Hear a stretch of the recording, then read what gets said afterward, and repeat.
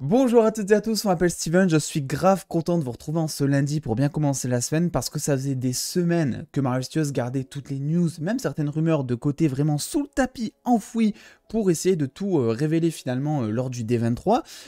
Et voilà, c'est chose faite. On a eu une petite déception, c'est vrai, quant à cette conférence, parce qu'on s'attendait à ce qu'il y ait plus de choses de montrer. En tout cas, ils ont gardé beaucoup de trailers de manière privée lors de la conférence. Et justement, je vous le dis, quittez cette vidéo si vous ne voulez pas avoir de révélations sur le trailer de Ant-Man 3. Je vais rien montrer comme image du trailer qui a été montré lors de la D23, mais par contre, je vais sortir des phrases. Donc voilà, vous êtes un petit peu avertis et c'est très intéressant justement. Ant-Man 3, donc, qui était présent bien évidemment avec son casting principal, mais aussi qui était présent lors du Comic-Con. Rappelez-vous, on avait fait une vidéo d'ailleurs, alors ça c'est une image qui est issue par contre du teaser de la Comic-Con justement, où on voit Jonathan Majors en Kang le Conquérant de manière très grosse, parce que là on voit juste en gros plan, on sait même pas que c'est Kang le Conquérant, c'est pour ça aussi que je me permets de vous montrer ça, on voit pas du tout son costume, et Kang le Conquérant qui rencontre finalement Ant-Man lors du trailer de cette D23.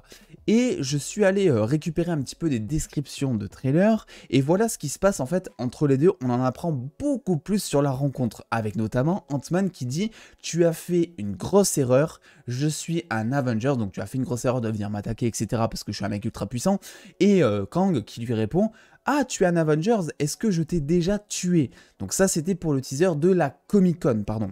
Pour la Comic-Con, voilà la phrase qu'on avait entendue et qui était plutôt hypante. Donc une phrase qui suggérait, en fait, est-ce que je t'ai déjà tué, que Kang avait, par le passé ou par le futur, puisque c'est un être qui voyage un petit peu dans plusieurs timelines de base, Kang a déjà tué soit un variant d'Ant-Man, soit un variant Avengers, soit même en fait un Avengers dont on n'a pas idée finalement.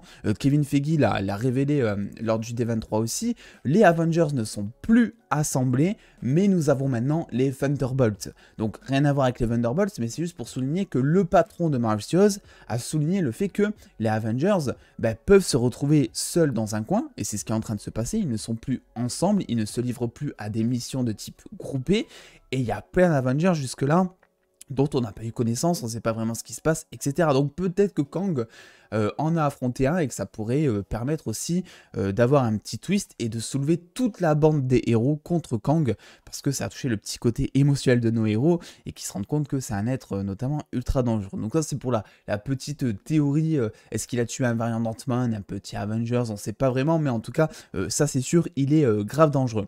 Le deuxième teaser, et c'est là où on en vient parce qu'il fallait quand même contextualiser la news, le deuxième teaser, donc celui qui a été montré lors du D23 et que l'on n'a pas vu, on le regrette énormément, c'est tout simplement Kang qui rencontre évidemment Ant-Man encore une fois, et je crois que c'est la continuité de la scène que l'on a eue lors du teaser de la Comic-Con, et qui dit à Ant-Man « Je suis juste un homme qui a perdu beaucoup de temps comme toi, mais on peut s'entraider avec ça, quelqu'un m'a volé quelque chose et tu es le seul à pouvoir le voler. » Donc après il lui dit voilà, est-ce que tu acceptes le deal? En gros, est-ce que tu peux m'aider à voler ce truc dont on n'a pas connaissance, on va en parler. Antoine lui dit pas du tout, je vais pas t'aider à le voler.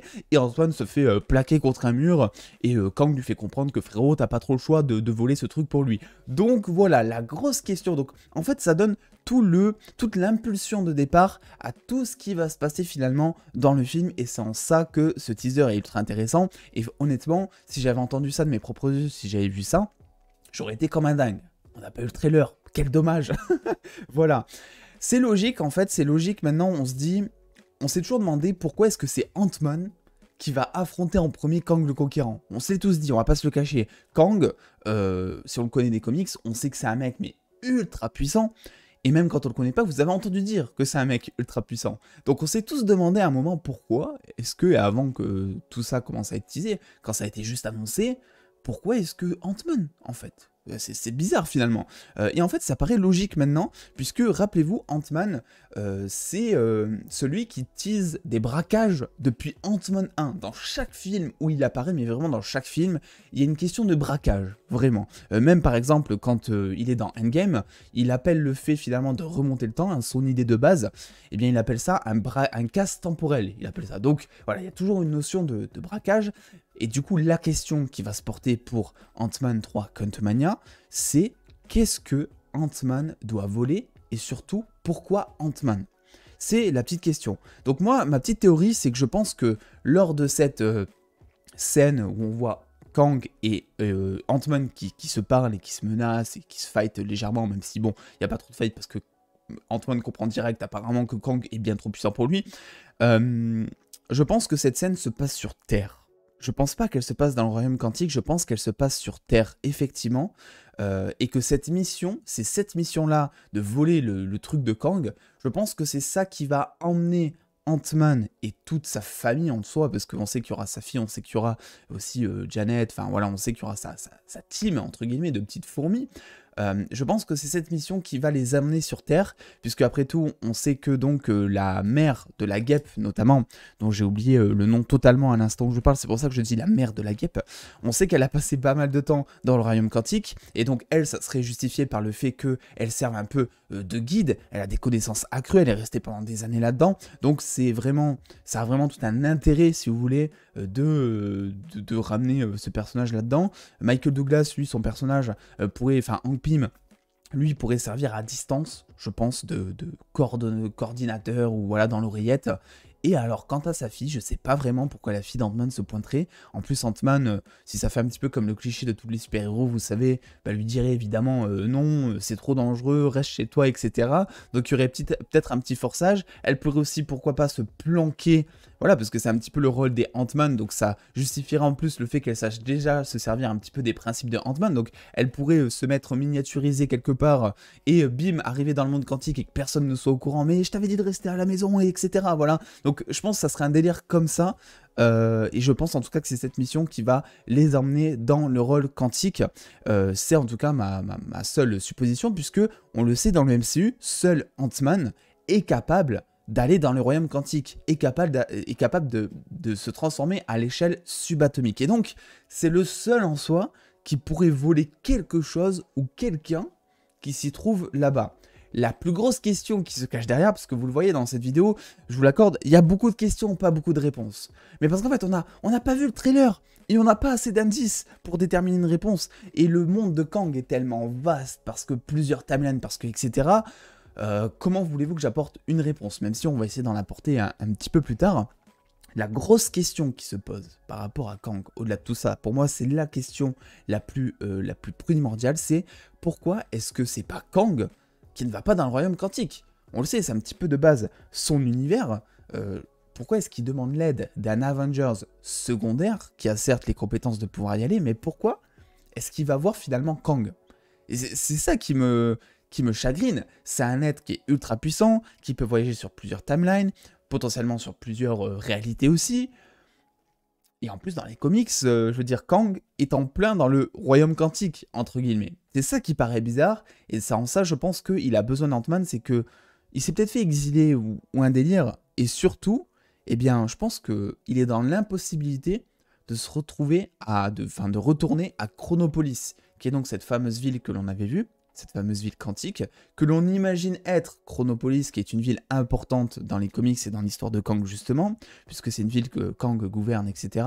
Et c'est surtout une ville qui est bloquée dans le temps, mais qui sert, on va dire, un peu de hub à tous les portails de timeline qui se trouvent de la Terre. Alors je sais pas l'explication exacte, mais par exemple je sais que si tu vas à l'extrémité de la ville, tu peux te téléporter, genre on va dire, pour donner un exemple, à la préhistoire de la Terre, et si tu vas tout à droite de la ville, tu peux te téléporter dans le futur de la Terre. Donc voilà, c'est juste pour imager et pour vous dire que cette ville, eh bien elle est ultra importante pour les timelines, mais aussi pour le plan de Kang, qui le but, voilà, je pense que le but de Kang, ça reste comme dans les comics, c'est de conquérir en fait tous les univers en quelque sorte, mais aussi toutes les timelines. Parce que, on va certainement t'expliquer que Kang, il a joué dans cette époque, t'en avais pas conscience, il a joué dans cette époque, t'en avais pas conscience.